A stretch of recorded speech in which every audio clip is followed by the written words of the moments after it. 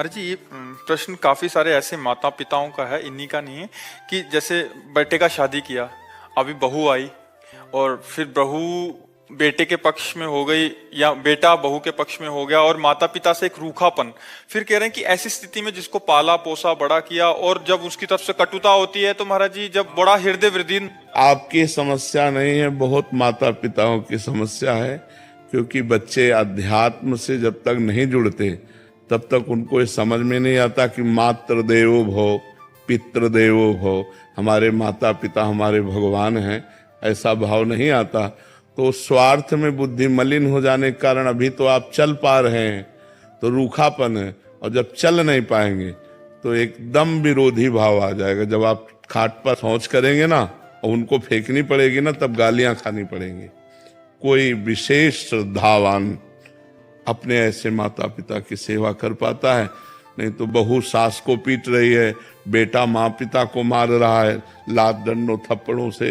तो ये जो अध्यात्म विहीन हैं, जिन्होंने शास्त्र स्वाध्याय नहीं किया, जिन्होंने भजन नहीं किया, तो उनके अंदर एक आसुरी बुद्धि पलती रहती है। आसुरी माने राक्षसी बुद्धि, और उस समय आने पर राक्षसी स्वरूप प्रकट। ये आसुरी बुद्धि है जो अपने माता पिता को मारे पीटे कष्ट दे, उनको गालियां दे।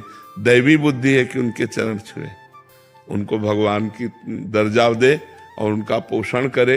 अवस्था जैसे जैसे ढलती जाए तो वैसे दुलार करे जैसे हमारा दुलार माता पिता ने किया। बेटा और बहू भी तो एक दिन बूढ़े होंगे। हाँ, देखो, अगर हम अपने माता पिता को कष्ट देते हैं तो हमारे जो पुत्र होंगे वो हमको उससे 100 गुना बढ़ के कष्ट देंगे, क्योंकि वो ब्याज भी तो मिलेगा। तो इसलिए नए बच्चों को ये ध्यान रखना चाहिए कि वो भी किसी दिन माता पिता बनेंगे और वो किसी दिन वो भी बूढ़े होंगे। तो अपने माता पिता के साथ असभ्य व्यवहार नहीं करना चाहिए, आसुरी व्यवहार नहीं करना चाहिए। यार, जिस कोख से पैदा हुए उसको तुम लात मार रहे हो, उसकी आरती उतारनी चाहिए। माता तो देवी है और पिता भगवान का स्वरूप है, ऐसा भाव। पर ये भाव तभी आएंगे जब सत्संग सुनोगे, अध्यात्म में चलोगे। अगर अध्यात्म की बात नहीं सुनोगे तो राक्षसी भाव ही आएगा कि चलो किसी अनाथालय में छोड़े आते हैं, फुटपाथ में छोड़े आते हैं, ऐसे। तो हमें लगता है आज हमारे नौजवानों को अध्यात्म श्रवण करने की आवश्यकता है। शास्त्र श्रवण करें, संतों की बात सुने, जिससे समझे तो माता पिता कौन है।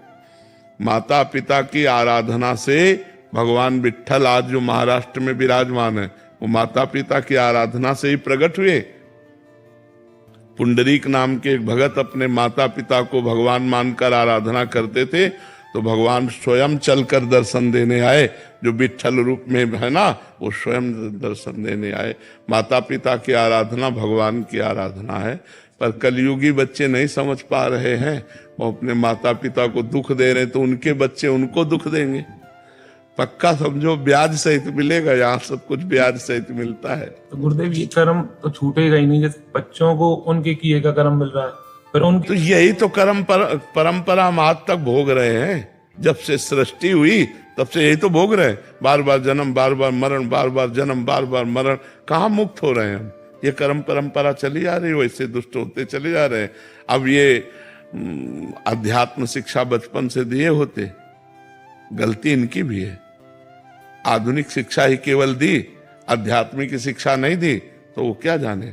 अगर ये शुरू से कहते हैं छुओ पैर, प्रातः काल उठ करके रोज मम्मी के पैर छुओ, हाथ जोड़ो, बड़े भाई से हाथ जोड़ो, ये सिखाया गया है।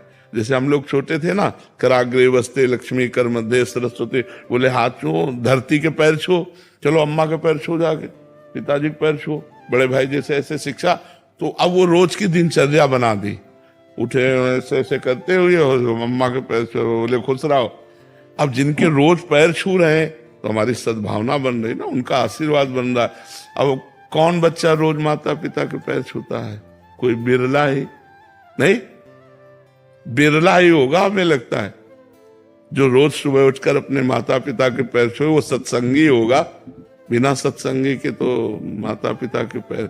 माता पिता को माता पिता मान ले, भगवान न माने, कम से कम माता पिता मान ले, इतनी बड़ी बात है। वैसे तो भगवान का दर्जा दिया गया है माता पिता को।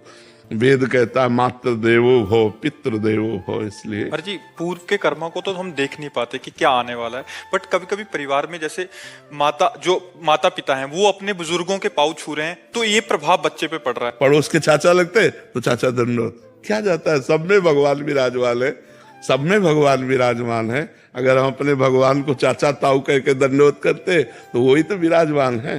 तो इसलिए हमें लगता है कि नम्रता विनय ये हमारे समाज में कम होती जा रही, नहीं होती जा रही है। जो पढ़े लिखे बच्चे हैं उनको विनयी होना चाहिए। विद्या विनयम ददाति, विद्या विनय सभ्यता सिखाती, और आज का पढ़े लिखा बच्चा असभ्य होता जा रहा है। माता पिता का तुम अपना देखो हम देख लेंगे। कुछ तो पेरेंट्स भी अभी ना मतलब बच्चों को मॉडर्न स्टाइल से चलना चाहते हैं थोड़ा। बच्चों को ही, क्योंकि खुद अध्यात्म नहीं है महाराज जी, इसलिए वो चाहते हैं कि जैसे हम है वैसे ही बच्चे बने, और क्योंकि बिल्कुल महाराज जी दिशा विहीन उनका ही खुद का ही जीवन है तो फिर कैसे। मॉडर्न लाइफ जीने के चक्कर में तो फिर वो मॉडर्न बच्चे टट्टी नहीं उठाएंगे फिर तुम्हें पढ़े रहना पड़ेगा। महाराज जी अगर सब कुछ गुरु के चरण कमलों में समर्पित कर दिया जाए फिर कर्म बंधन नहीं।